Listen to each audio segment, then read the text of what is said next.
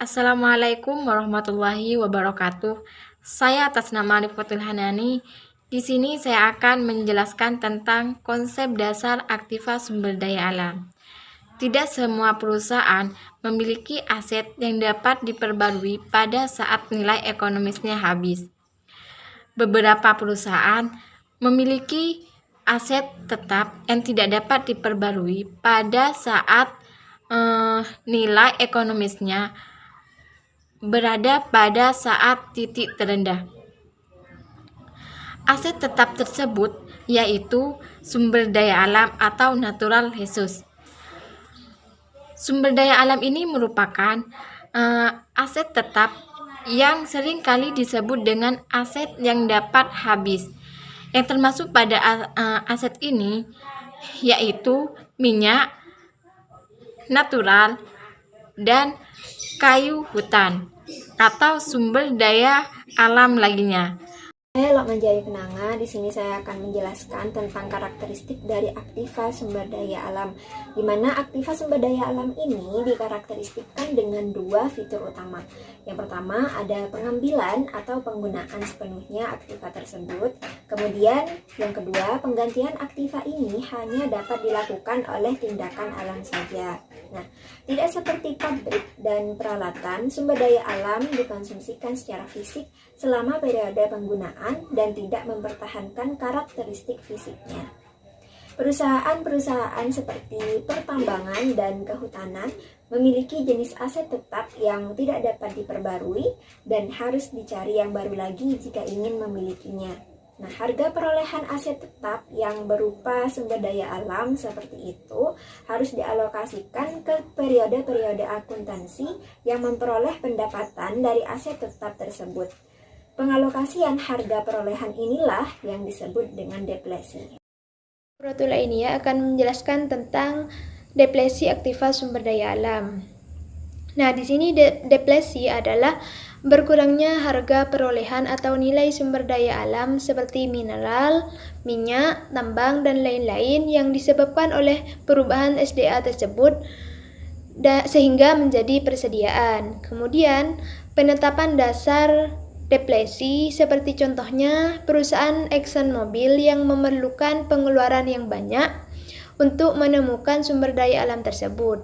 Dalam pencarian penemuan sumber daya alam tersebut, seringkali terdapat banyak kegagalan. Lebih lanjut, penundaan yang terlalu lama sering dihadapi oleh biaya yang terjadi dan manfaat yang diperoleh oleh SDA tersebut. Akibatnya, perusahaan seperti ExxonMobil seringkali mengeluarkan kebijakan konservatif dalam akuntansi untuk pengeluaran yang terjadi dalam menemukan dan menambang SDA tersebut. Dan untuk perhitungan dasar depresi akan dijelaskan oleh teman saya selanjutnya.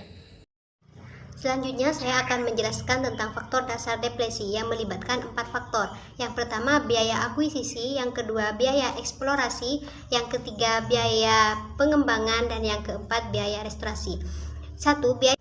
Biaya akuisisi adalah harga yang dibayarkan perusahaan ExxonMobil guna memperoleh hak properti untuk mencari dan menemukan sumber daya alam yang belum ditemukan, atau harga yang dibayar untuk sumber daya alam yang telah ditemukan. Yang kedua, biaya eksplorasi. Biaya eksplorasi ini sering kali diperlukan untuk menemukan sumber daya alam.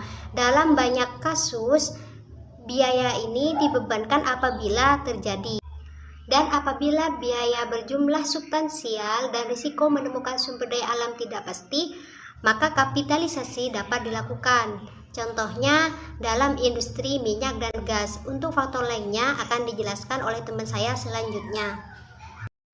Baiklah, di sini saya atas nama Nihayatun Kamila akan menjelaskan tentang faktor dasar depresi, yaitu biaya pengembangan.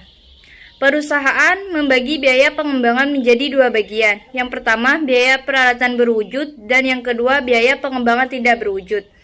Peralatan berwujud termasuk semua transportasi dan peralatan berat lainnya yang diperlukan untuk menambang sumber daya serta menyiapkannya untuk pasar. Biaya pengembangan tidak berwujud di sisi lain seperti biaya pengeboran, terowongan, goa, dan sumur.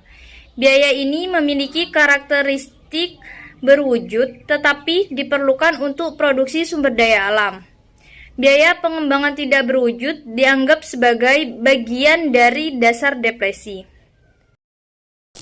Selanjutnya, di sini saya Aulia Fitratus Soliha akan menjelaskan biaya restorasi.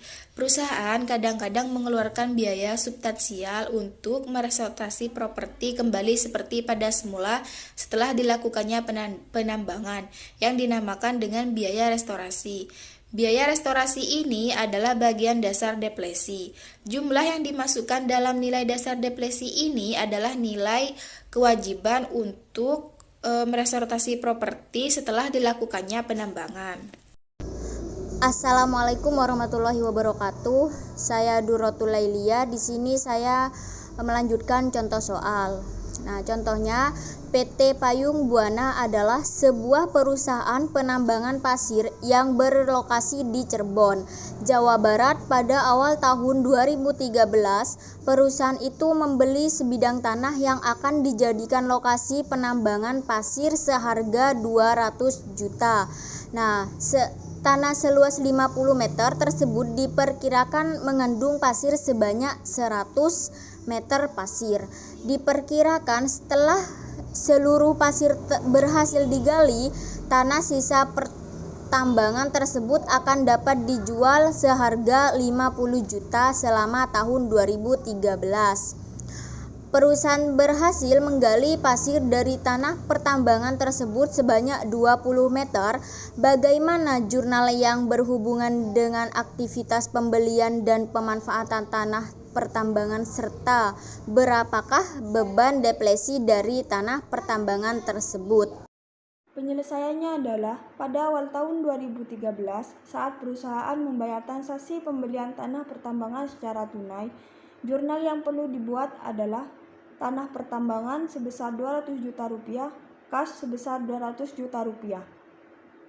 Pada awal tahun itu juga, perusahaan dapat menghitung beban depresi untuk tanah pertambangan tersebut sebesar diketahui harga perolehan 200 juta rupiah, nilai sisa 50 juta rupiah, dan estima jumlah unit yaitu sebesar 100.000 meter kubik.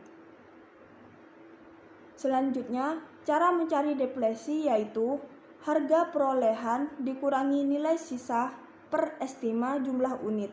Maka, depresi sama dengan 200 juta rupiah dikurangi 50 juta rupiah per 100.000, maka hasilnya adalah 1.500 per meter kubik. Jika pada tahun 2013, PT Payung Buana berhasil menggali pasir sebanyak 20.000 meter kubik, maka beban depresi perusahaan untuk tahun 2013 adalah depresi dikali banyak penggalian pasir, yaitu 1.500 dikalikan 20.000 meter kubik, yaitu 30 juta rupiah. Jurnal untuk pencatatan depresi perusahaan adalah beban depresi terdapat di kolom debit, yaitu 30 juta rupiah, akumulasi depresi di kolom kredit, yaitu 30 juta rupiah. Kemudian penyajian dalam neraca, aktiva tak lancar, tanah pertambangan 200 juta rupiah dikurangi akumulasi depresi 30 juta rupiah, maka hasilnya adalah 170 juta rupiah.